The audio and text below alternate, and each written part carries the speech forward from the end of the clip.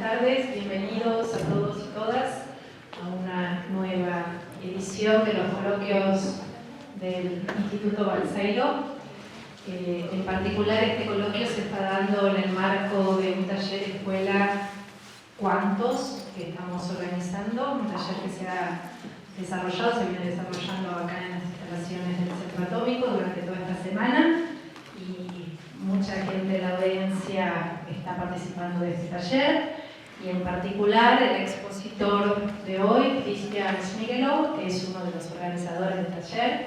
Es un placer inmenso para mí presentar a Cristian. Cristian es el director del laboratorio de átomos, iones atrapados, iones y átomos fríos del Departamento de Física CONICET de la UBA. Cristian es un experto en óptica cuántica, en termodinámica cuántica, en particular se especializa en técnicas de enfriamiento láser. Algunas de las cosas que nos va a contar hoy están en esa línea. Cristian hizo su doctorado en el Departamento de Física en la UBA, en codirección, bajo la dirección de Juan Pablo Paz y codirección de Richie Rotonda del CITEDEF. Se especializó en física experimental de fotones únicos. Luego desarrolló, hizo una estancia postdoctoral en Mainz bajo la dirección de Ferdinand Schmidt-Haller y se especializó ahí en átomos fríos. Y bueno, a su regreso en el año 2016 se instaló en Buenos Aires y fue uno de los fundadores de este laboratorio, del cual supongo que hoy nos va a contar muchas de las cosas que se están desarrollando. Cristian es un experto en óptica cuántica, termodinámica cuántica, y ha sido acreedor de varios reconocimientos, en particular el premio de la ICO y del ICTP para jóvenes investigadores con contribuciones importantes en óptica cuántica, y también ha sido acreedor del premio Jean Piaget por la mejor tesis en física varios años atrás, y varios premios más. Pero bueno, ahora los voy a dejar con Cristian para que nos cuente un poco sobre el efecto Doppler rotacional y el enfriamiento óptico en sólidos. Bueno, muchas gracias. Gracias. Buenas tardes. Antes que nada, antes de empezar, antes de referirme siquiera a la charla, quería decir lo contento que estoy acá y poder darles un coloquio en esta sala.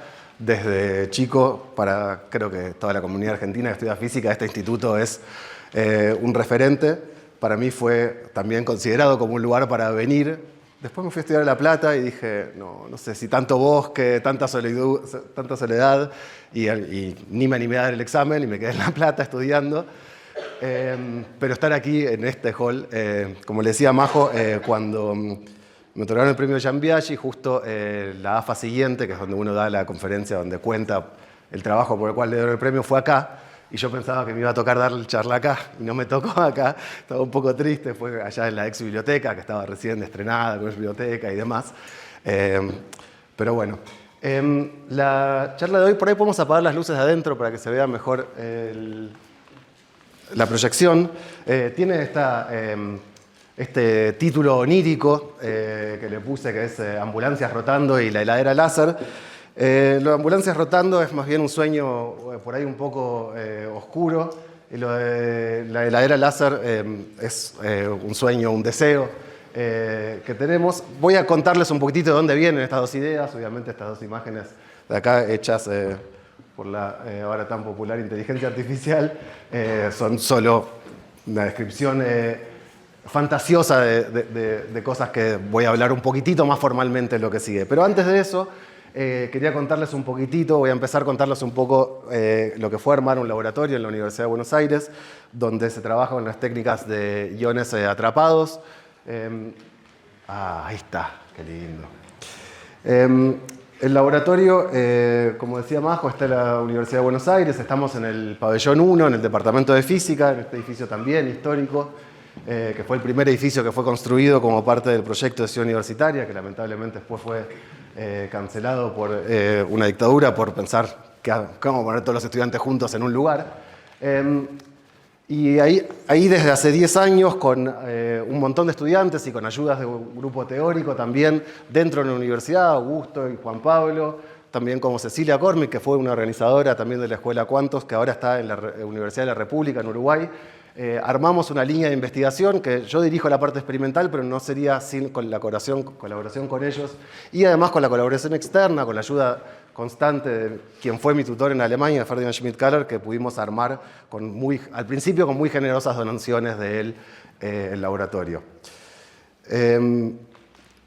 Hoy en día mantener un laboratorio como el que mantenemos es una cosa muy compleja. La verdad que no hace falta por ahí decir para la gente que está al tanto y siguiendo la investigación o tratando de liderar investigación en la Argentina.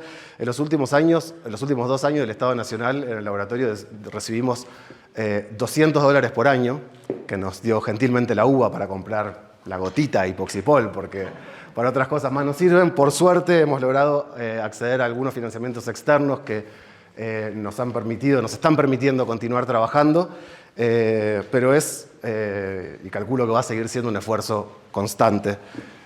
Por eso es que hoy no hay, ni va a haber ninguna filmina donde hable en detalle del financiamiento, pero quería hablar del grupo de trabajo. Acá está un poquitito desactualizada porque justo en el último año hubo bastante movimiento. Y no llegué a actualizar esta filmina, pero bueno, en el laboratorio somos un par de investigadores ya formados y varios estudiantes de doctorando y licenciatura que ven ahí que fueron buenas partes de los resultados de los que les voy a contar hoy. Me voy a ir bien para atrás. El laboratorio empezó así. Este fue Ulises, fue el primer estudiante que en 2016 decidió venir al laboratorio. Entramos con un pedazo de mesa óptica prestada y armamos los primeros láseres. Con esos primeros láseres que fueron evolucionando a estar arriba de mesas ópticas más propiamente. Esta es una foto mitad camino, esto es 2019 más o menos. Fue muy poco después de que logramos atrapar los primeros iones. Los que están ahí son Nico y Martín, que fueron los primeros estudiantes de doctorado. ¿Y qué significa atrapar iones? No voy a entrar en el detalle de cómo funciona toda la técnica, pero voy a tratar de darles alguna idea. Nosotros trabajamos con una cámara de vacío. La cámara de vacío acá en esta imagen está escondida atrás de todas estas cosas. Está por acá atrás. En esa cámara de vacío hay ultra alto vacío, presiones por debajo de 10 a la menos 10, 10 a la menos 11 milibares. Adentro de esa cámara de vacío hay un horno, un crisol, que tiene una muy tenue vapor de átomos que ionizamos y atrapamos con un conjunto de electrodos. Y lo logramos hacer de manera tan cuidadosa que podemos atrapar átomo por átomo. ¿Y qué significa? ¿Cómo estamos seguros que atrapamos átomo por átomo? Esta es una imagen en el tiempo. Fíjense que tiene una escala de tiempo. Son un poco más de 2 minutos. Y la señal de fluorescencia que vemos en un fotomultiplicador. Y a la derecha, correspondientemente, la imagen que vemos con una lente que estamos tomando de la zona de atrapado. Y ven que empezamos con ningún átomo, una fluorescencia baja. Después aparece un punto. La fluorescencia pega un escalón. Aparece otro punto. La fluorescencia pega otro escalón. Parece otro punto, pero en realidad acá justo el cristal que se armaba de estos iones empieza a rotar, entonces por eso está medio borroneado. Después aparece otro átomo, ahí ya se ven 4 puntos y así siguiendo. Estos átomos que están ahí atrapados, no solo están atrapados, sino que además están enfriados a temperaturas bien por debajo del Kelvin. Estos están en temperaturas de alrededor de un milikelvin o 0.5 milikelvin, por ahí, o sea, submilikelvin, apenas submilikelvin es la temperatura a la que se llega haciendo enfriamiento láser en este caso iones, ¿no? Son átomos a los cuales les extirpamos un electrón y entonces quedan cargados y eso nos permite atraparlos usando potenciales electrodinámicos. Esto que ven acá es una imagen de 14 iones de calcio atrapados en esa misma trampa. Es la trampa con la que trabajamos durante los primeros 8 años del laboratorio y que lamentablemente entre esas cosas hemos tenido que jubilar el año pasado. Antes de tener confirmación de la financiación externa, teníamos 2 líneas de iones, una con la trampa histórica, que estaba transformándose en ser la trampa de aplicaciones, en la que se iba a convertir en un reloj óptico atómico, y la otra en la que iba a ser la trampa de ciencias, y lamentablemente la trampa de esta aplicación, que era en conjunto con el INT y demás, decidimos cerrar ese proyecto para poder usar todos los recursos físicos de ese proyecto, láseres, moduladores, espejos, posicionadores, para mantener un único proyecto en una situación de financiamiento. Así se veía esta trampa. Esta foto es una foto que hicimos con un amigo que tiene que él es astrofotógrafo y su página, su usuario de Instagram se llama Terraza al Cosmos. Y lo bonito de esta imagen, seguramente lo lleguen a ver, es que se ve la trampa funciona con todos estos electrodos que están alrededor de la zona de atrapado, y en la zona de atrapado se ve un pequeño puntito. Ese pequeño puntito es la fluorescencia que emite, en este caso eran 6 iones. Parece que es un único ion, pero bueno, ahí hay 6 iones. Cuando uno les hace zoom se ve como se veía. O sea, cuando uno pone una lente con mucha mayor magnificación se ve el centro. Esto que se ve de hecho por los costados es la imagen de fluorescencia de dispersión, ponele del borde de los electrodos. Acá de hecho se ve, ¿ven? Esta cosa brillante de acá es lo que veían ahí en los costados. La nueva trampa tiene una forma lineal, no es como un anillo. En la foto esa, ¿cuál es la escala de la foto de los iones que se ven? ¿Cuál es? ¿Esta escala? Aquí la escala, los iones están separados alrededor de 10 micrones uno de otros. O sea, estos son los que se llama un cristal de Wigner, que es un cristal o cristal de Coulomb, que es un cristal que se forma porque los iones tienen una carga, o sea, la fuerza interatómica es más que nada 1 sobre R, y es mucho más grande que cualquier fuerza normal. O sea, es un cristal donde los átomos están muchísimo más separados que en cualquier cristal sólido normal, ¿no? Están alrededor de 10 micrones en vez de estar a un Armstrong. Están unas 10.000 veces más separadas. Bien. Para que se den una idea, esta ventana tiene más o menos 10 centímetros de tamaño, y la trampa en sí tiene la varilla esa que baja, tiene 2 milímetros de ancho. La siguiente trampa que construimos también íntegramente con el equipo del laboratorio, la diseñó Lautaro Filgueira y la construimos en el laboratorio, es esta trampa. Es una trampa lineal que confina iones con otra estructura. Aquí se ven cadenas lineales de iones de como unos 20 iones, de unos 5 iones, de unos 6 iones, y acá se ven las anteriores con la trampa con la forma anular. Acá hay uno que falta, y la razón por la que falta es que es otro isótopo, y el tercer otro isótopo, las líneas espectrales están corridas y entonces no son excitados por el láser con el que estábamos incidiendo sobre ellos, entonces se ve como un ion oscuro. O sea, claramente la falta de ese espacio por la presencia de un ion que no florece con la luz con la que lo estábamos iluminando. Esta técnica es una técnica que se trabaja en unos 100 y pico de laboratorios en el mundo. Esta es la distribución de laboratorios que trabajan con trampas de iones en el mundo. Somos la más austral. Somos uno de los únicos 2 en Latinoamérica. La otra está en Brasil, en la UFRJ. Y como ven, es una técnica que está muy centrada en Europa y en Estados Unidos principalmente, pero también en el sudeste asiático hay bastante. Les cuento un poco cuáles son los intereses en el laboratorio, las líneas que tenemos. Algunas de estas filminas que van a ver, las filminas van a pasar de inglés a castellano un poco, disculpen por eso, pero bueno. Una de las líneas con iones que estudiamos, que es la que más hemos trabajado en los últimos años y en la que seguimos trabajando, es la interacción de haces estructurados con iones. Aquí lo que hay, la imagen que ven primero es la imagen de un ion pegada en el centro de una imagen de un haz estructurado, en particular un haz de los que llamamos haz tipo vórtice, que son unos haces que se ven como una dona, son oscuros en el centro, tienen luz alrededor. Hay bastante forma de estos haces estructurados, algunos que se ven como lóbulos, otros que se ven como pétalos, pero nosotros en particular trabajamos con estos, y hay varias cosas en las que estudiamos justamente lo que les voy a contar ahora, el efecto Doppler rotacional. Estamos tratando de buscar un efecto que se llama las superpatadas, les voy a contar un poquito de eso, y en particular trabajamos mucho en generar movimiento y censar movimiento en la dirección transversal a la dirección de propagación del haz. De eso voy a hablar un poquito más adelante. Lo que se viene en esta línea de trabajo, que es las perspectivas con iones, es que lo que queremos poder hacer es estudiar física cuántica fundamental y en particular poder generar movimientos en cadenas de iones en el régimen no clásico, generar estados esquiciados, generar estados que ya no son gaussianos, estados que son superposición de estados esquiciados en distintas direcciones, en parte porque nos parecen interesantes, tienen ciertas características que hablan sobre la mecánica cuántica, sobre la transición entre lo cuántico y lo clásico, pero también porque son estados interesantes para el uso metrológico. Por otro lado, otra de las líneas que empezó un poco más tarde en el laboratorio, de la que voy a hablar también al final de la charla, tiene que ver con el enfriamiento óptico de sólidos. Y ahí lo que hacemos es usamos la misma técnica. Aquí lo que está acá es una trampa de Pauli, en el centro también hay un puntito. Lo que hay ahí atrapado no es un único átomo, sino que es una nanopartícula, es un cachito de roca de un par de nanómetros de grande de un cristal que es susceptible a ser enfriado de láser y les voy a contar qué es lo que estamos haciendo y qué es lo que queremos hacer con eso en la última parte de la charla. Así que con eso cierro la introducción y voy a contarles un poquitito de dónde viene y qué fueron las cosas que vimos con haces estructurados. Bien, voy a contarles primero algunos resultados anteriores al armado del laboratorio. Y esto va particularmente a contarles el principio de esta anécdota a los estudiantes que estén acá. Buena parte de mi carrera giró alrededor de una pregunta que yo me hice charlando en un recreo en una escuela exactamente igual a la Cuantos, pero que se hizo en Sao Paulo en 2008, donde dos profes que había ahí, Antonio Selaquet Curi y Ferenc Schmidt-Kahler, uno estaba hablando de haces estructurados y el otro estaba hablando de trampas de iones. Y surgió la pregunta de qué pasaría si uno hace y pone un ion adentro de un haz estructurado.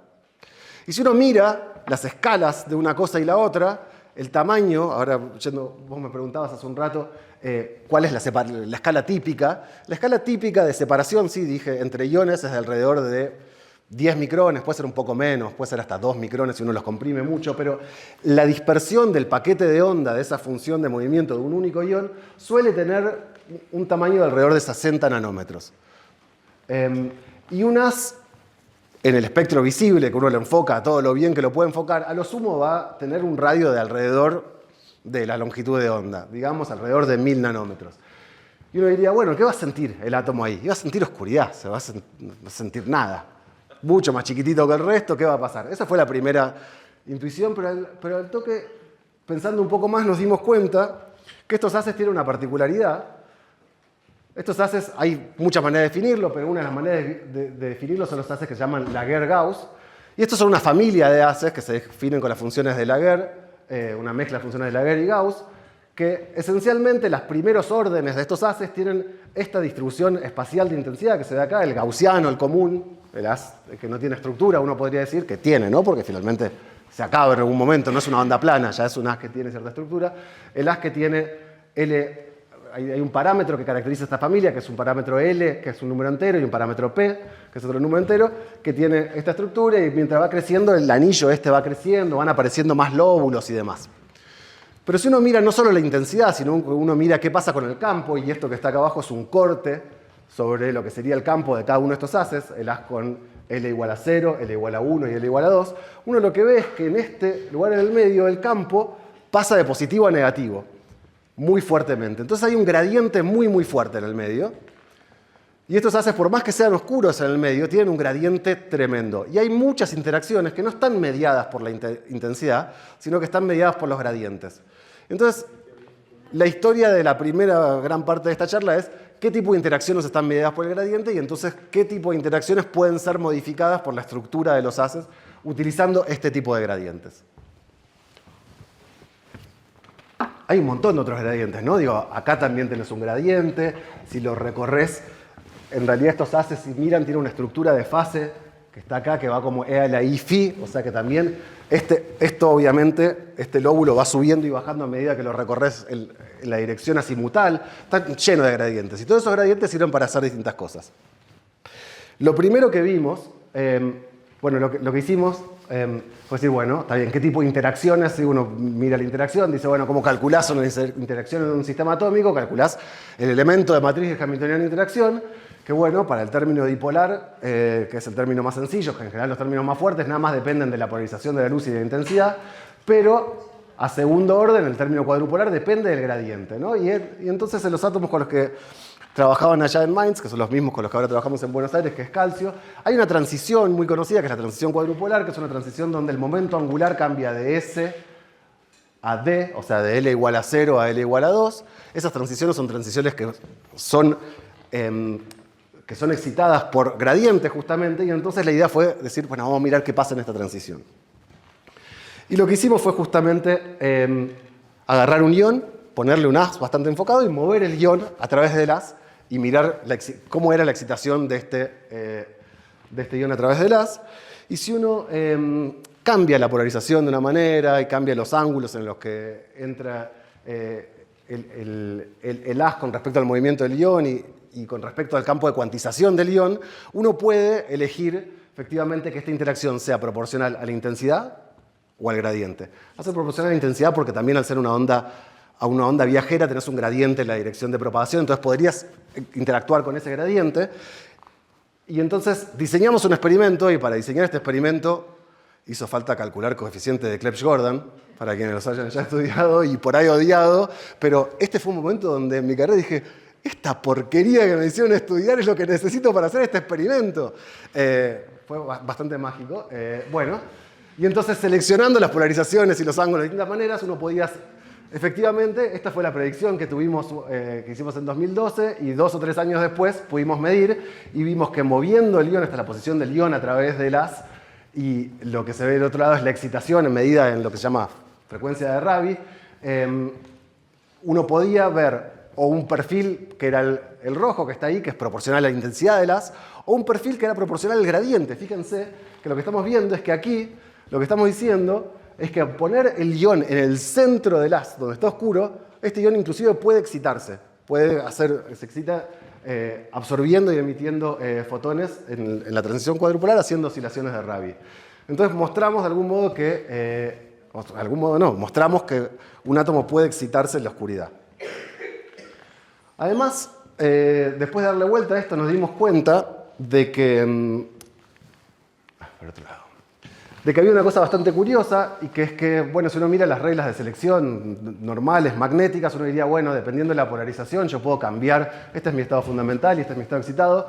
Por ejemplo, imaginen que empiezo con el átomo preparado en este estado, uno puede, dependiendo de la polarización, si es circularmente derecha o izquierda, puede hacer transiciones donde el momento angular sume 1 o reste 1. Y eso es medio todo lo que puedes hacer, a menos que rompas algún eje de simetría. Y también podrías hacer la que es vertical, ¿no? La que se llama tipo pi.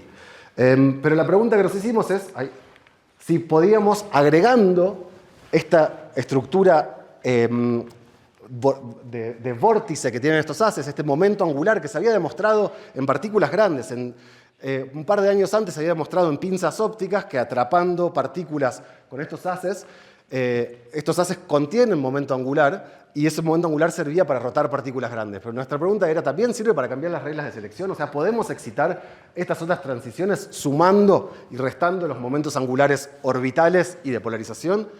Y nos pusimos a medir todas estas transiciones independientemente, porque el sistema nos permitía sintonizarnos a cada una de ellas y medir la intensidad de interacción.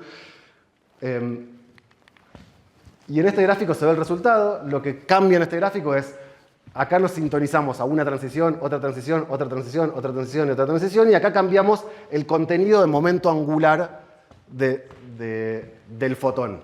Y lo que se ve es que cuando nos sintonizamos a la transición que necesita un cambio de momento angular 2, la intensidad es mucho más grande cuando ese es el contenido de momento angular del fotón. Y así correspondientemente para cada uno de los otros contenidos de momento angular. La razón por la que los otros elementos fuera de la diagonal no son exactamente ceros tiene que ver justamente con que ese paquete de ondas que yo le dije que tenía 60 nanómetros, el ion no es algo puntual con respecto a la, sino que tiene cierta dispersión, y entonces hace que esta regla de selección no sea perfecta. Bien, yo creo que esta parte la voy a saltar, pero lo único que les voy a decir es lo siguiente. Después antes de saltarlo voy a decir lo siguiente. Después lo que hicimos fue, demostramos que además esto no servía solo para cambiar el momento angular interno del electrón, sino también para cambiar el momento angular de centro de masa del átomo. Y esto, no voy a pasar por los resultados, lo único que les voy a decir es, esto es un trabajo que hicimos en 2022 y que cuando lo publicamos, la pregunta que siempre anda dando vueltas es, bueno, ¿para qué sirve esto? ¿Servirá para algo?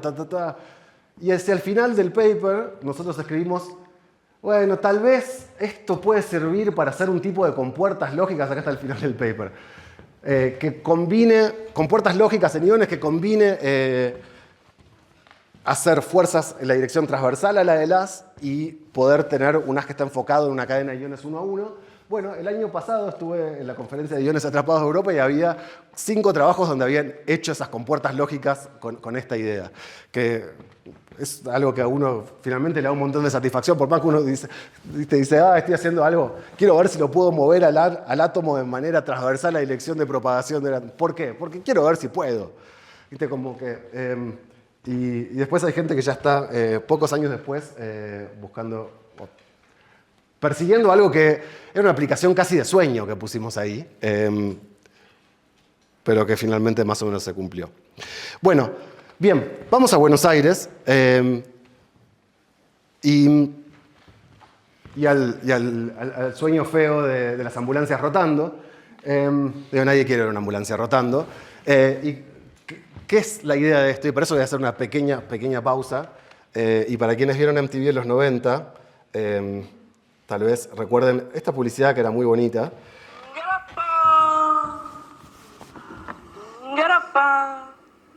¿Se escucha?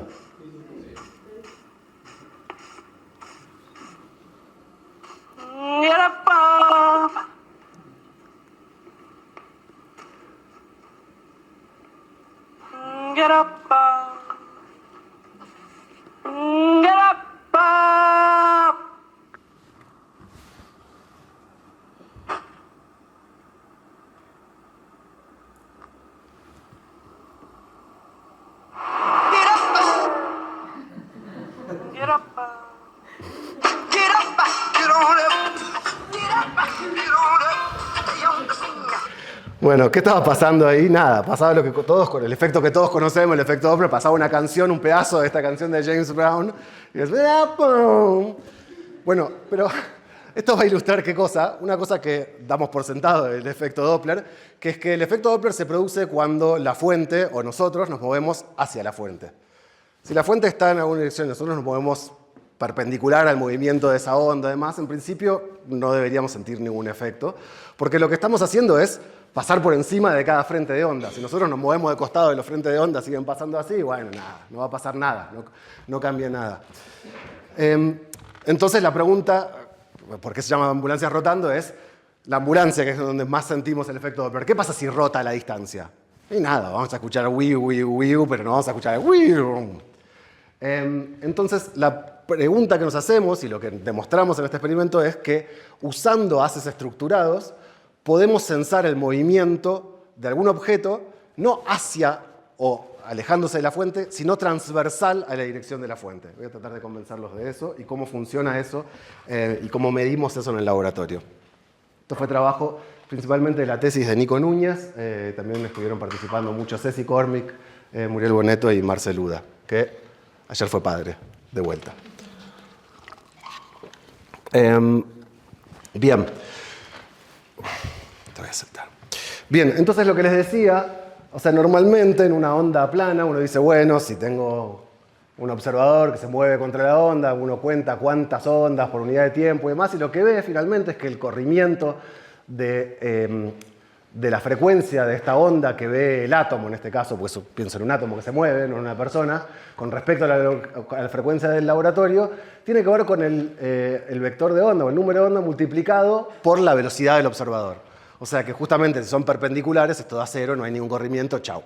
Ahora, esta es una expresión a la que se puede llegar así con los dedos, pero si uno quiere escribir una expresión un poquito más cuidadosa de cómo es el efecto Doppler, lo que tiene que fijarse en realidad es cómo es el corrimiento del delta, va a ser proporcional al gradiente del campo eléctrico normalizado y multiplicado por el vector de velocidad. Y pasa que si uno calcula esto, justamente para uno de estos haces estructurados, uno ve que aparecen un montón de términos, ¿sí? Acá hay un montón de términos que van multiplicados. Uno por la velocidad de la dirección z, la dirección de propagación del haz, otro que es la dirección radial del haz y otro es la dirección azimutal. Acá está el término que conocemos, ¿no? K por Bz. Hay un montón de otros que tienen que ver con la curvatura del haz, con lo que se llama la fase de Gui, y esto también tiene que ver con la curvatura, pero este es el que más nos interesa, que es el que se llama azimutal, y que depende de este número L, este número de enroscado, de qué tanto está rotando el haz en la dirección de propagación.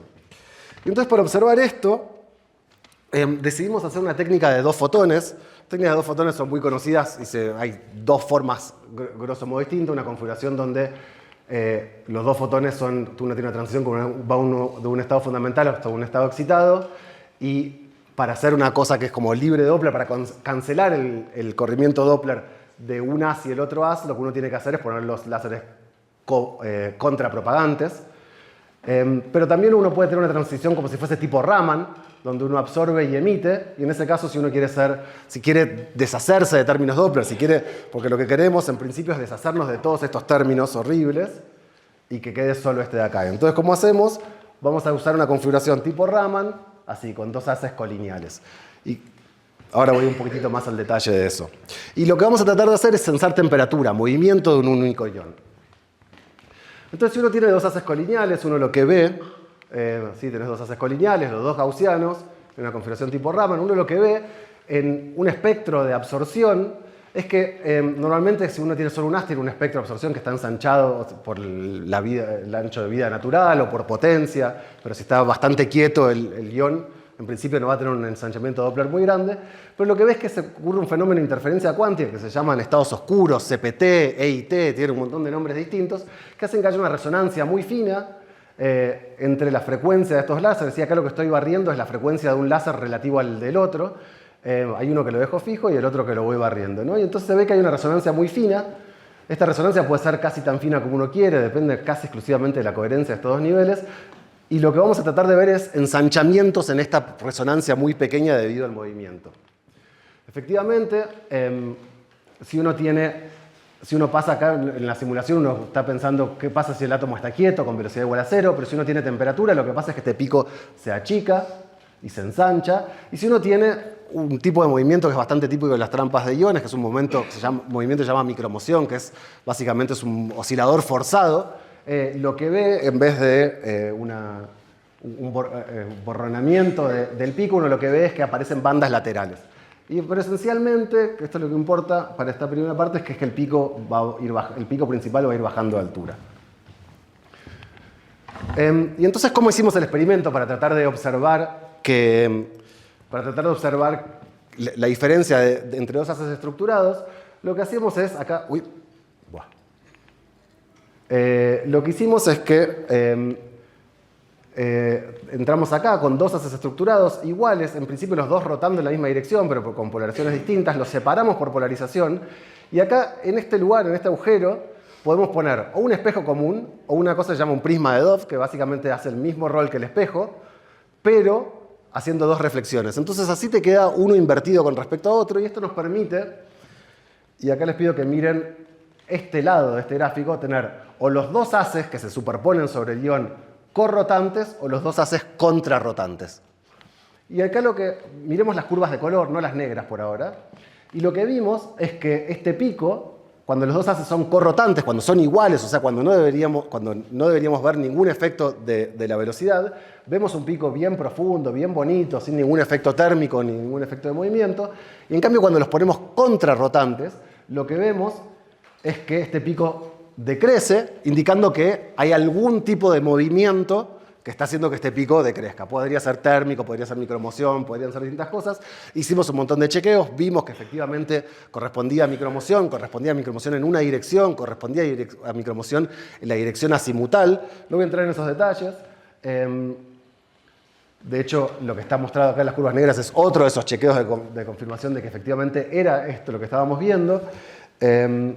Pero esencialmente acá lo que vimos fue una primera señal muy clara de que este efecto Doppler, que como lo había puesto en la filmina anterior, pero acá está resumido, tenía esta pinta, que es que era proporcional a la velocidad azimutal, y más importante iba como 1 sobre R. Y acá está graficado, de vuelta volviendo a cómo eran los gráficos anteriores. Abajo está graficada la intensidad del haz a medida que uno barre el ion. ¿Sí? Esta es la intensidad del haz a medida que uno barre el ion a través del haz. Y acá lo que graficamos es la profundidad del pico para el caso corrotante, o sea, en el caso que debería ser insensible, la profundidad del pico se mantiene más o menos constante, hace alguna cosa medio rara, pero que también entendemos esta forma, tiene que ver con cómo cambian las intensidades, pero no es muy importante para lo que quiero contarles. Y en el caso contrarrotantes, deberíamos tener un efecto Doppler que tenga esta pinta, que va como 1 sobre R, o sea, un efecto Doppler que crece y crece y crece a medida que te vas hacia el centro, o sea, un pico que se estrella, que es cada vez menos profundo, y entonces acá vemos la profundidad del pico como va bajando hacia el centro del haz y después vuelve a retomar del otro lado. Y observamos 2 o 3 cosas bonitas. Una, que acá lo hicimos para dos haces, uno más grande y uno más chico, y lo que vemos es que el corrimiento Doppler no depende de la forma del haz, que es efectivamente lo que hay acá, que es algo que es invariante de la escala, del tamaño, del foco del haz, que es algo bastante curioso, indicando, para nosotros esta es como se dice, nuestra pistola humeante de que este es el efecto que estábamos queriendo ver, y que fue la primera demostración así precisa de que este efecto Doppler rotacional podía observarse y tenía la forma funcional que quería. Pero lo que quisimos hacer después, y ahí ya vi que, parece la próxima filmina, esta filmina es, a ver si puedo zoomearla. No, parece que va a ser lío.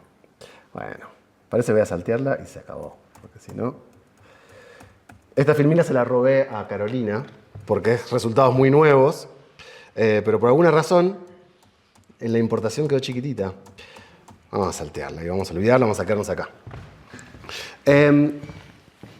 Lo que ahora estamos viendo en el laboratorio y que ya hemos visto es que este efecto Doppler rotacional puede ser aún más grande que el efecto Doppler común. Acá estábamos trabajando con haces bastante grandes. Como ven, el tamaño del foco de este haz tiene más o menos 80 micrones de diámetro. Ahora hemos logrado enfocar estos haces alrededor de 4 o 5 micrones y hemos visto que este efecto Doppler rotacional, o sea que el efecto Doppler en la dirección transversal, la dirección del movimiento, es comparable o creemos ya llegando al límite donde aún más grande que el efecto Doppler en la dirección longitudinal. Y no solo eso, sino que en este caso estamos pudiendo sensar temperatura y no solo este movimiento excitado, que era un movimiento más fuerte que nosotros poníamos para poder sensar en estos primeros experimentos. O sea que, en parte, lo que de algún modo estamos empujando con esto es un sensor de temperatura que nos permite, de manera local, conocer el movimiento, la temperatura de un único ion. Pero imagínense, porque... Y acá voy a volver, perdón, porque esta filmina se me rompió, pero entonces voy a volver al principio para mostrarles una filmina. O sea, aparte de lo que queremos hacer... está al revés los botones y cada tanto me doy cuenta que están al revés. Bien, nosotros lo que queremos hacer es experimentos en cadenas de iones y queremos estudiar, como les había dicho, termodinámica y transferencia de calor en estas cadenas de iones. Entonces imagínense que uno enfoca un haz en esta dirección, o en esta dirección, o en esta dirección, sobre alguno de estos iones para saber su temperatura y quiere saber no solo cómo es el movimiento para adelante y para atrás con respecto a ese haz, sino cómo es el movimiento transversal. Entonces esta herramienta que desarrollamos nos va a servir para eso. Bien. Ahora sí que voy a cambiar brutalmente de carril y voy a ir a la heladera láser. Este sí es el sueño de algo que me gustaría que exista, no como una ambulancia rotando en la distancia. Y que ya existen sus versiones preliminares. Voy a contarles algunos de los resultados de otra gente sobre el enfriamiento láser de sólidos. ¿Sí? El enfriamiento láser de átomos se conoce desde los años 80. Fue descubrimiento conjunto de varios laboratorios por los cuales varias personas recibieron el premio Nobel ya en los años 90, entre ellos Cohen-Tanucci y otros. Y hace unos 10, 15 años se demostró algo que se creía casi imposible, que es extender esas técnicas a sólidos. Voy a tratar de contarles por qué es difícil y cuál es el sistema donde se consiguen algunos resultados y cuáles son algunos de los desafíos y hacia dónde vamos. En 10 minutitos. Bien, ¿cómo funciona? Esto primero volvemos para atrás. ¿Cómo funciona, grosso modo, el enfriamiento láser de átomos? En un átomo lo clave es que tenés sistemas que son cuasi dos niveles. O sea que vos absorbés y emitís en una única transición. Entonces tenés un estado fundamental, un estado excitado. Y vos absorbés un fotón y después decaes en el mismo. Absorbés y decaes. No tenés como en una molécula compleja que te vas a un estado oscuro. Tenés un montón de estados distintos de los cuales después tenés que rebombear.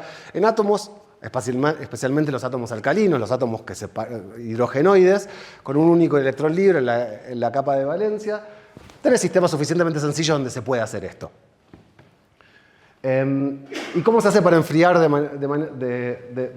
con láseres? La manera más sencilla de pensarlo, para al menos tener alguna visión, es uno lo que hace es sintoniza el láser, no exactamente la transición, sino un poquitito por debajo de esa transición. Le da un poco menos de energía de lo que necesita el átomo para ser excitado. Y entonces, o sea, acá pero el átomo está caliente, o hay varios átomos calientes. Entonces van a tener cierta velocidad, y entonces por el efecto Doppler del que venimos hablando, cada tanto va a haber un átomo que se va a estar moviendo, como está indicado acá, en la dirección, o contrapropagante a la dirección del láser. Entonces va a ver ese láser como si tuviera más energía, entonces va a poder absorber ese fotón. Un tiempo después puede decaer, y si en el medio termaliza, cuando decae, va a decaer con mayor energía, puede decaer... Y repitiendo este proceso, absorbiendo fotones de menor energía y emitiendo fotones de mayor energía, lentamente el átomo se va a ir enfriando. O sea, también lo pueden ver que hay dos procesos distintos. Uno es el balance energético y otro es el balance de transferencia de momento, ¿no? Digo, solo va a recibir patadas de un láser que venga en esta dirección un átomo que vaya en la dirección contraria. Si uno quiere enfriar, y eso es lo que está indicado acá, las primeras maneras eran poner láseres en tres direcciones ortogonales y en direcciones contrapropagantes para poder frenar todas las direcciones posibles de movimiento. Así, el procedimiento de enfriamiento de Doppler lleva a una temperatura límite que tiene que ver con el ancho de la campana de absorción, el ancho natural de la campana de absorción de un átomo. Ahora, ¿qué pasa cuando uno va a sólidos? El problema de que pasa en sólidos, este dibujo espero que les guste. Es un dibujo ilustrativo de las bandas de Bloch. Lo que pasa es que estos estados discretos que uno tenía en los átomos se empiezan a mezclar en bandas, y esas bandas empiezan a juntarse con las bandas fonónicas. Entonces la probabilidad de que un sistema absorba luz y la remita en la misma transición es bastante poco probable, y en general buena parte de esa luz se disipa a la vibración de esa matriz y a un montón de otros subniveles internos. Y entonces es difícil enfriar sólidos, y por mucho tiempo la gente se preguntó cómo hacerlo. Y hay un sistema que de hecho estaba de algún modo dando vueltas en las cabezas de distintas personas para hacer esto, y que es un sistema que es muy común en la física de láseres de estado sólido, que son sistemas donde tenemos lantánidos atrapados en cristales ópticos. O sea, tenemos un átomo, que en particular son los átomos de lantánidos, que tienen una particularidad, que es que los electrones de valencia, los electrones libres, en general están apantallados del sólido por capas completas de números anteriores. Entonces, estos electrones se mantienen agarrados al átomo y mantienen de algún modo su espectro natural del átomo libre. Cambia un montón, hay una teoría grandota, es la teoría de Yudolev, que explica cómo cambian esos niveles por el campo de cristal y demás, pero esencialmente la estructura atómica y los niveles se mantienen bastante parecidos, y hay un acoplamiento entre esos niveles electrónicos y los niveles vibracionales, pero en ciertos casos mantienen la parte electrónica con una conexión con la red. Casos muy típicos son el neodymium-YAG, el erbium, que es uno de los láseres más comunes, el erbium vidrio, que es la razón por la que tenemos redes de telecomunicaciones por todo el mundo por fibra óptica, el titanio zafiro y demás. Aquí está, estos son los lantánidos, los excluidos de la tabla periódica. Y estos son los niveles de energía de todos ellos. Voy más en detalle a todos ellos, del primero, desde el cerio hasta el iterbio. Estos son sus niveles de energía. Y hay una cosa bastante común siempre, que uno quiere hacer física atómica de manera controlada, elige cosas que se parezcan a un hidrógeno. Y en general las cosas que se parezcan a un hidrógeno son las que están en un extremo o en la otra tabla periódica, porque tienen o un electrón libre o un hueco libre, digamos. Y ese es el caso del iterbio, que está en esta punta, que al tener un único lugar vacío en su capa de valencia, tiene solo estos dos niveles. Estos niveles son un F7 medios, un F5 medios, que por el campo del cristal se desdoblan en una serie de niveles internos en cada uno de esos niveles. Bien, acá está el detalle de eso. Estos son los niveles del iterbio. El fundamental es un F7 medios, que se desdobla en 4 subniveles, y el excitado es un F5 medios, que se desdobla en otros niveles. Esta transición en principio está prohibida, pero por el cristal hay alguna chance de que ocurra. Entonces la vida media de estos estados es del orden de los milisegundos, es bastante largo, pero no infinita. Y lo que ocurre es que estos niveles de energía están separados con una separación que es conmensurable con las energías vibracionales del cristal. Y entonces, ¿qué es lo que pasa? lo que pasa es que estos niveles, la población electrónica de estos niveles termaliza en unos pocos picosegundos a la temperatura del cristal, entonces la distribución de electrones en estos niveles va a ser la distribución térmica del cristal, y lo mismo va a pasar también en los estados excitados. Al ser el tiempo de vida de acá mucho más largo que el tiempo de decaimiento, la distribución de probabilidades en los estados excitados va a ser una distribución de Boltzmann con el cero puesto acá. Y entonces, ¿cómo funciona el enfriamiento láser en este sistema? La explicación es un poquito distinta. Si uno ilumina este sistema con luz que está sintonizada entre el mayor de los niveles del estado fundamental y el menor de los niveles de estado excitado, hay una chance que ocurra. Los ciclos más probables, de hecho, son los siguientes. Uno excita un electrón que está acá. Este electrón puede termalizar a cualquiera de estos estados. Puede quedarse acá también, pero ponerle que termaliza uno de estos, ponerle que se va hasta acá arriba. De ahí puede decaer. Y de acá en algún momento va a estar copiando de un lado, saltando de un lado para el otro, hasta que el golpe caiga acá de vuelta y entonces el láser te lo va a llevar para arriba. Y bueno, también, obviamente hay ciclos donde absorbes acá y remitís acá, pero si lo miran con un poco de cuidado, este que sería como el peor de los ciclos, es un ciclo donde no hay intercambio de energía, y todos los otros ciclos, uno absorbe un fotón de menor energía y emite un fotón de mayor energía. Y entonces, por esto, repetidas veces, uno puede efectivamente enfriar. ¿De dónde viene esa energía? De la energía vibracional del sólido que está generando esta termalización. Bien. Ahora, ¿dónde estaría el límite de temperatura? El límite, fíjense acá lo que dibujé, sería como la distribución de probabilidad en función de energía, como os dije, poniendo el cero acá y acá, por ser la vida media de esto mucho más largo que los tiempos de termalización. Y entonces va a haber una temperatura, a temperaturas altas, que sería lo que está acá que lo que sería lo que está acá en naranja. Obviamente tengo población a este nivel, entonces puedo hacer este ciclo, y cuando la temperatura baja de cierto límite, que es lo que está acá en violeta, la población de este nivel es muy bajo, entonces la probabilidad de hacer este ciclo decae y chao. Ahí llega mi límite de temperatura. Y la pregunta es qué hacer después. Todavía no se sabe muy bien qué hacer después. Nosotros tenemos algunas ideas. Uno puede decir, bueno, bombeo el siguiente. Bombear el siguiente no sirve, porque ya la cantidad de ciclos que calientan contra los que enfrían no te dan. Pero antes de entrar en eso, quiero mostrarles los primeros resultados experimentales. El primer resultado experimental que salió de esto es un grupo de Nueva México, el grupo de Mansour Schleich-Bae. El primer autor del trabajo fue Seletsky, donde lo que vieron, acá ellos ponían un pedazo, una barrita de 1 milímetro por 1 milímetro de sección y 5 centímetros de largo, adentro un crióstato colgado desde fibras ópticas, y con un láser que estaba en la transición correcta, excitaban y medían la temperatura con un pedacito de otro material que estaba puesto al costado, que le conocía la fluorescencia, y cambiando la longitud de onda de excitación del láser, ellos ven que la temperatura, estos los puntos negros son la temperatura a la que llegan, que hay una temperatura mínima a la que llega de 110 Kelvin. O sea, acá lográs reducir la temperatura razonablemente, pero bueno, solo hasta 110 Kelvin. Curiosamente, si uno agarra y se fija, el modelo muy sencillo para hacer en 1 minuto, agarrás y escribís cuál es la diferencia de energía entre estos niveles y ves cuál es la población que te queda de este nivel a 100 Kelvin y ves que es 0.001. O sea, justo si le pones 120 Kelvin todavía tenés 10% de la población.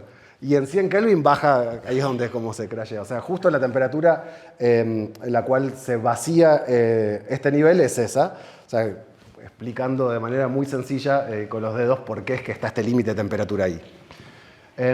Este experimento después se reprodujo un tiempo después en el grupo de Peter Barker en Londres con una única nanopartícula atrapada. Acá hay un objetivo que atrapaba una única nanopartícula y le medían la temperatura, ahora sí, midiendo la diferencia de emisión de distintos picos del espectro, y también lograron ver temperaturas un poco más altas, bastante más altas, de alrededor de 180 Kelvin. Bien, acá está esta idea de que les decía, bueno, uno lo que querría es hacer, esto es un trabajo que hicimos con Franco Mayo y con Lucas Mendicino y Augusto Roncaglia, donde lo que nos preguntamos es qué pasa si una de estas partículas uno la pone en una cavidad Fabry-Perot, una cavidad tan pequeña donde se empieza a dar esto que se conoce como el efecto Purcell, que uno inhibe ciertos modos de emisión del campo electromagnético y entonces inhibe la emisión en estos modos y excita en solo estas dos transiciones. Y lo que vimos, si uno hace eso, es que uno puede bajar en principio esa temperatura límite que está en alrededor de los 80, 100 Kelvin, hasta por lo menos 30, 40 Kelvin. ¿Cómo seguir de ahí en adelante? Todavía es una pregunta abierta. Este resultado también, que todavía es un resultado teórico, ha sido obtenido por otros métodos, por otros grupos más o menos en paralelo con nosotros, y es una de las búsquedas que tenemos en el laboratorio. Bien, pero ¿qué es lo que hacemos nosotros para trabajar con estas nanopartículas y a dónde estamos con ellas?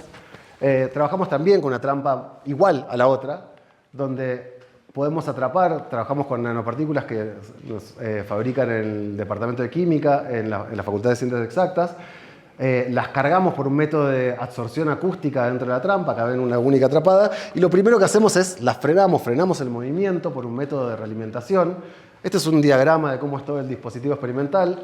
Acá es una vista cenital, esta es la trampa, estos son los electrodos, acá viene atrapada la partícula, y tenemos en particular dos láseres de excitación, uno que nos permite conocer el movimiento, un láser que atraviesa la partícula y que nosotros vemos después en cuadrantes cómo es que interfiere la luz dispersada de esa partícula con la misma luz con la que le excitamos. Eso nos permite conocer la posición de la partícula y así enfriar su centro de masa.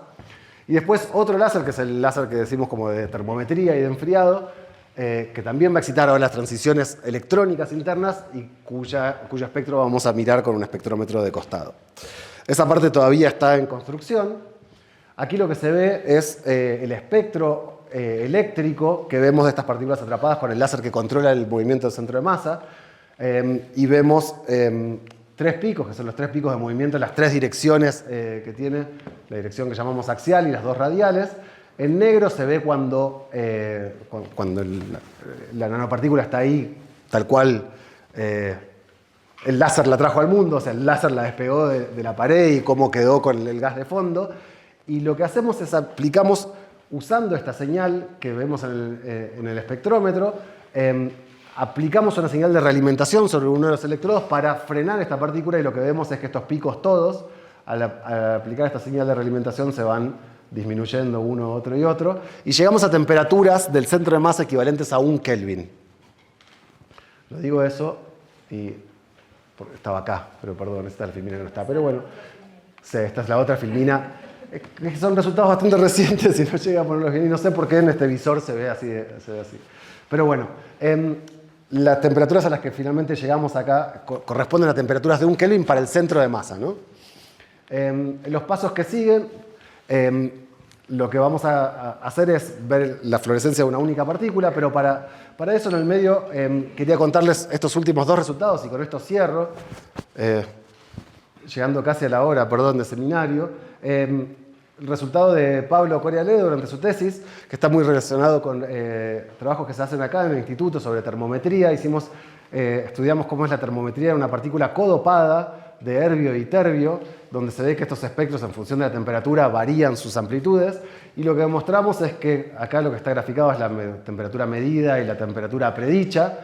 Lo que demostramos es que si usamos una red neuronal para entrenar cómo sacar la temperatura a través de otros espectros, y no los métodos tradicionales que eran radiométricos, calcular el área de esto dividido el área de esto y demás, podemos tener una precisión que es más de 10 veces mayor y muy resistente a ruido. Con un único espectro totalmente ruidoso podemos predecir la temperatura con precisiones por debajo de 1 grado, cuando en el otro caso necesitábamos hacer promediados largos para tener lindos espectros. Esto es parte de como los chequeos de costado de las cosas que hacemos para poder después medir la temperatura en una única partícula en el crióstato, en la trampa. Y lo otro que hicimos fue un trabajo con Lina Volken, donde sí hicimos excitación de una única nanopartícula. Acá lo que se ve es, teníamos un setup donde con un láser y un movedor acústico-óptico podíamos prender y apagar la excitación de estas partículas que estaban sobre un sustrato y detectar su fluorescencia resuelta en el tiempo. Aquí se ve como cuando uno prende el láser tardan un tiempo en llegar a la máxima fluorescencia, y después hay un decaimiento. Este decaimiento es característico de la vida media de estas partículas y nos permitió para identificar por un método de estadística cuántas partículas estábamos viendo y identificar que estamos llegando al régimen de una única nanopartícula y cuál era la fluorescencia que esperábamos ver de esa única nanopartícula. Así que por acá viene este proyecto. ¿Qué esperamos ver más adelante? Bueno, ya estamos atrapando nanopartículas en vacío, controlamos muy bien el centro de masa, podemos hacer termometría con muchas nanopartículas y lo que queremos ver ahora para más adelante, los primeros pasos son estudiar la dinámica de calentamiento y enfriamiento de nanopartículas en vacío, poder demostrar enfriamiento Stokes, anti-Stokes, como les conté. Y una idea que de hecho hemos estado charlando con Tiago, uno de los conferencistas de la escuela, es poder ver que usando las resonancias podemos generar atrapamiento o anti-atrapamiento. Así que eso, y hay algunas otras ideas que por ahí están acá, y con eso sí termino, que tienen que ver con el control rotacional de estas nanopartículas. Uno también puede ver cómo rotan. Y otra idea bastante divertida e interesante es cómo controlar la cantidad de cargas que hay sobre esas partículas, si uno puede hacer ciclados de temperatura donde esas cargas se adhieran mejor a la superficie y duren más. Una cosa de lo que pasa con estas partículas es que las cargas están todas en la superficie y esos a veces vuelan. O sea, es bastante inestable. Como decía Thiago en uno de sus cursos, hay partículas buenas y nanopartículas malas. Y parte de las ideas ahí es ver cómo clasificarlas, entenderlas y controlar a las malas educarlas para que sean buenas. Bueno, sin más, termino este coloquio. Muchas gracias por su atención y si tienen preguntas, encantado.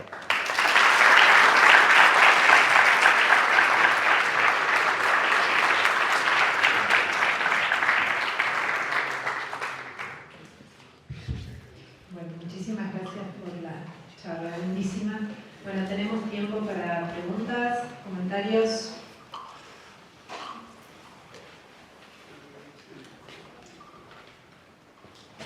¿Armando? ¿Qué es el antitrapping? ¿Qué es el antitrapping? Bueno, en una pinza óptica, cuando uno usa luz para atrapar algún objeto, si está hablando de un átomo, uno puede tener esa luz sintonizada al rojo o al azul de una transición. O sea, puede tener menor energía que la transición o mayor energía. Cuando está de un lado o del otro, el átomo va a querer alejarse o acercarse a la luz. En general, en casi todas las partículas dieléctricas, ocurre que los átomos van a la zona donde hay más luz. Porque las resonancias en realidad están todas mucho más arriba. O sea, el láser está como desintonizado hacia el rojo de cualquier posible resonancia que tenga ese material dieléctrico. Ahora, si vos estás pasado de energía, si estás al azul de tu transición, las partículas lo que buscan es alejarse de la luz. Es básica. La física de esta, se entiende, es el efecto Stark dinámico. Que el corrimiento Stark para un lado, o sea, si estás desintonizado al rojo o al azul, es positivo o negativo, y entonces eso hace que las partículas, sean buscadoras de campo alto o buscadoras de campo bajo. Todas las dieléctricas son buscadoras de campo alto. Ahora, estas partículas adentro tienen un sistema atómico con una transición que está en algún lugar visible, y uno podría, con ese láser, tratar de contrarrestar todo el efecto del dieléctrico de la partícula con ese átomo que está dentro, generando como anti-trapping.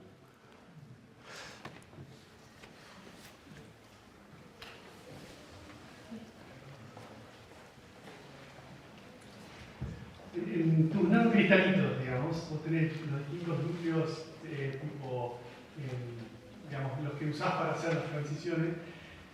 ¿Cómo tenés en cuenta, o cómo el sistema tiene en cuenta, digamos, tenés efectos tipo campo cristalino? ¿Vos asumís que esos estados no dependen tanto del entorno? ¿Cómo, o sea, vos estás sintonizando con un láser muy angosto, digamos, la transición óptica, pero yo supongo que dentro del cristalito tenés varios núcleos que por ahí son un poquito diferentes. ¿Eso estoy muy errado o...? No. Está cero errado. Está cero errado. Está cero errado, eso es exactamente lo que pasa. Es la física que está descrita en el Sigman de estos cristales. Y lo que pasa, de hecho, justamente, es que cuando... Déjame volver un poquitito para atrás. que normalmente, para un cristal normal, el ensanchamiento de esta línea, el ensanchamiento inhomogéneo, por el hecho de que cada uno de estos dopantes está en un distinto lugar del cristal, es comparable más o menos a esta separación. Y lo que pasa es que el ancho de línea de cada una de ellas es mucho más fino que cualquiera de todos estos. Entonces, cuando tu láser le está pegando a uno de ellos en resonancia, a todos los otros le está pegando bastante fuera de la resonancia. Entonces, para saturar las transiciones que vos... las transiciones en toda la banda que vos querés, tenés que darle muy fuerte, o tenés que hacer algo, que de hecho es algo que está dentro de las cosas que tenemos planeados, que es barrer muy rápido el láser en una banda, para con mucha menos potencia. O sea, hay dos opciones, o tener una fuente multiespectral, que no sea un láser monocromático, o barrer muy rápido. Barrer sirve porque como las vidas medias de estos son lentos, y de hecho es uno de los caminos que tenemos ahí en el anotador para buscar, para mejorar principalmente la eficiencia de enfriado. No para mejorar la temperatura mínima, pero sí la eficiencia, para no tener que tener tanta potencia y llegar a las mismas tasas de enfriamiento.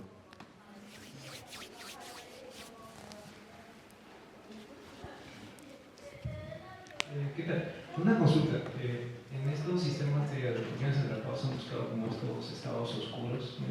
Estados precisamente que caen como por interacciones dipolares, ya que ustedes están pudiendo generar estas interacciones cuadrupolares y pueden como generar un sistema tipo Qubit en el cual la reducción de un estado puro, otro estado puro, por ejemplo, tal vez en cuadrupolar o tripolar. Hay distintos tipos de cosas que se llaman estados oscuros. Definitivamente nosotros en las transiciones dipolares, lo que conté, vuelvo un poquitito para atrás, esta física que está aquí, o sea, la aparición de este antipico, es justamente la generación de un estado oscuro, que es una superposición de los dos estados fundamentales. Esto se da tanto en transiciones dipolares como cuadrupolares. En las dipolares es mucho más fuerte porque la interacción es más fuerte. Y en las cuadrupolares, en general, lo que pasa es que el ancho de línea es tan fino que la dinámica temporal de la física cambia un poco y muchas veces la gente ya no lo llama ni siquiera estados oscuros, sino oscilaciones de Rabi, transiciones Raman estimuladas y chau. Pero es casi la misma física estirando para un lado o para el otro en las escalas de tiempo. No sé si se responde a tu pregunta. Sí, bueno, era como buscar un tipo de sistema en el cual se pueda tomar estos estados oscuros, o sea, que considerar como estados oscuros de transiciones dipolares. Pero sí que se puede generar como con la luz estructurada, oscilaciones entre estos dos, se puede tener como estos sistemas de qubits o cosas así. Efectivamente.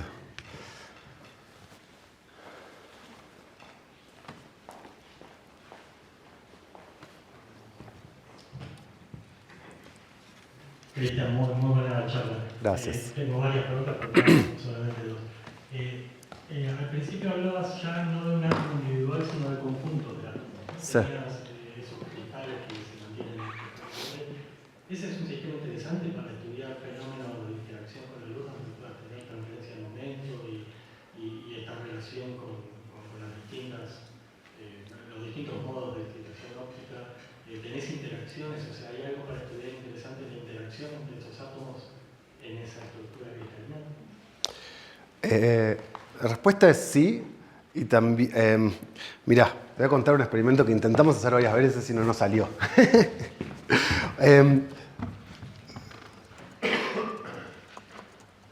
Pero después le salió a otra gente. Te voy a explicar por qué, pero igual nada. ¿Viste? A veces uno tiene unas ideas y a veces uno las lleva adelante y a veces las lleva otro adelante. Una de las cosas que nos propusimos hacer era, en estos cristales, que bueno, acá como les decía, acá lo que pasa es que este cristal, ¿por qué está rotando así? Para la temperatura que tiene, el cristal tiene suficiente simetría de rotación, de modo tal que le da medio lo mismo estar de cualquier manera, entonces por más de que es un poco elongado y que cada una de las cargas son puntuales, no tiene un punto que para esa temperatura dice, me cristalizo acá. Dependiendo de la cantidad de átomos, a veces se bloqueaba y a veces no se bloqueaba. Y entonces lo que nosotros nos dispusimos a hacer era tratar de entrar con un haz que tuviera momento angular, más o menos enfocado sobre este tamaño, y tratar de usar ese momento angular extra del haz para tratar de rotar estos cristales. No nos salió. Hay bastantes razones por las cuales podría no habernos salido. Este sistema está bastante complejo para hacerlo. Ese panqueque que ves ahí está medio elongado porque frente a la cámara no está así, sino que está así elongado. Bueno, no sé, no salió. Estos cristales así, además los iones, por más que los ves quietos, están moviéndose para adentro y para afuera bastante rápido en este movimiento que se llama micromoción. Pero hubo un experimento hecho por unos colegas, a los que de hecho tuve la suerte, o qué sé yo, estuve un día de visita por su laboratorio en Berkeley y los asesoré con ciertas cosas de cómo usar estos haces estructurados. Y un año después, ellos en una trampa que tenían que estaba específicamente diseñada para poder hacer rotar cosas con mucha simetría, demostraron poder transferir el momento angular de estos haces a átomos rotando en una trampa que tenía mucha simetría de rotación.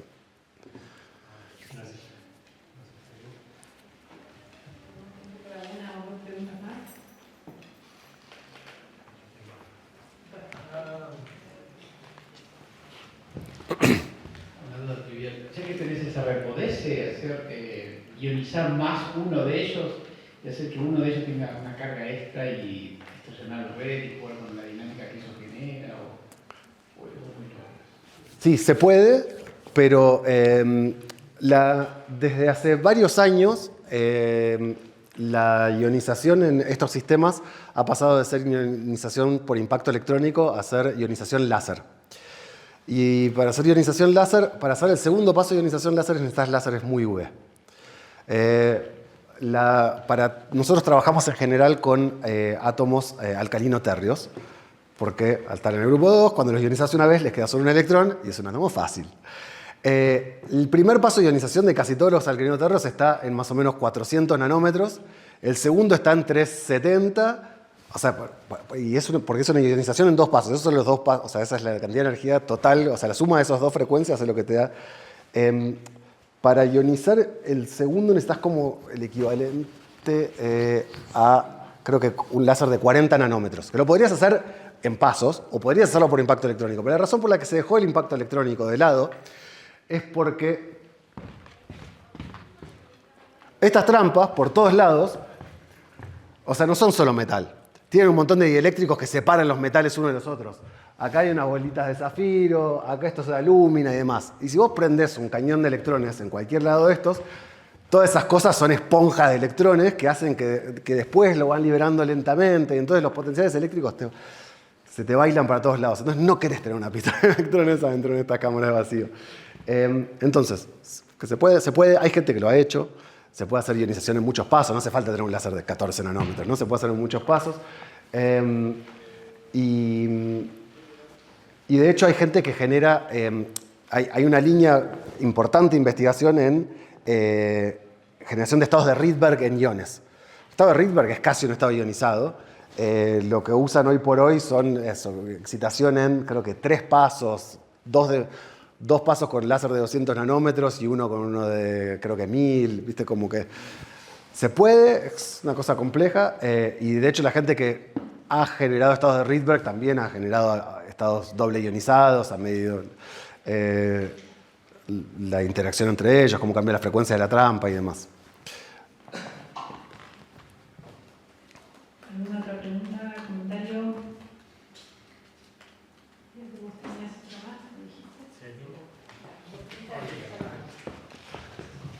No, cortita, solo con lo último que mostraste de la determinación de la temperatura y todo el uso de las redes neuronales. Mi pregunta era sobre cómo hacían el entrenamiento de ese sistema, o sea, cuál es, si es un entrenamiento supervisado, cuál es el label, digamos, la temperatura de referencia que se usa para entrenar. Bien, yo te voy a apuntar a quién lo hizo. Para que te responda, que es Pablo. Ya que está en el público, voy a dejar que responda a él. A ver. Sí. Lo que hicimos fue poner las nanopartículas en un nucleóstato y medir la temperatura con una resistencia platina. La temperatura en la zona de donde está... No la trampa, no, es solo partículas sobre una lámina de aluminio. Y y después eso usar como nuestro ground truth para hacer el aprendizaje supervisado. Gracias. Bueno, si no hay más preguntas, comentarios, agradecemos nuevamente a Cristian.